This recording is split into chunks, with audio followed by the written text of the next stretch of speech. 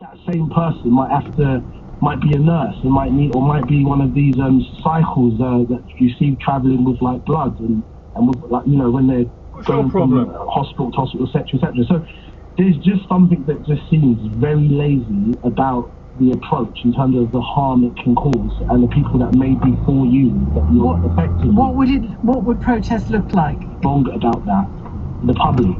And in terms of, you know, previous movements in the history of time. But where would you have them go instead? That's what I'm trying to get to. No, I would say to them, go to Parliament Square, go to places where you know politicians are going to be if they've got the voting right, the voting records which are climate change, or go to Shell, find the execs, you know, where they're meeting up, inconvenience them, make their lives a living hell, to where they can't physically, you know, it's difficult for them to even trade.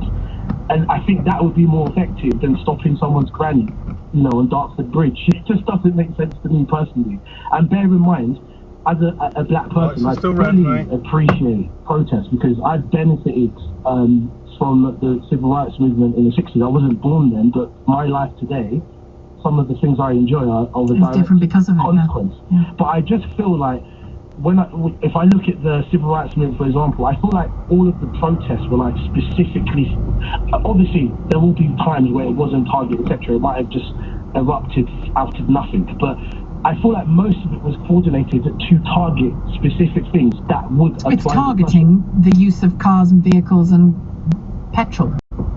Yeah, but then I mean, don't get me wrong, the protesters obviously want to achieve their goals for everyone's benefit, but in terms of being an idealist and, you know, being a fundamentalist in terms of how resolute they are in what they believe, let's just be honest and let's be frank.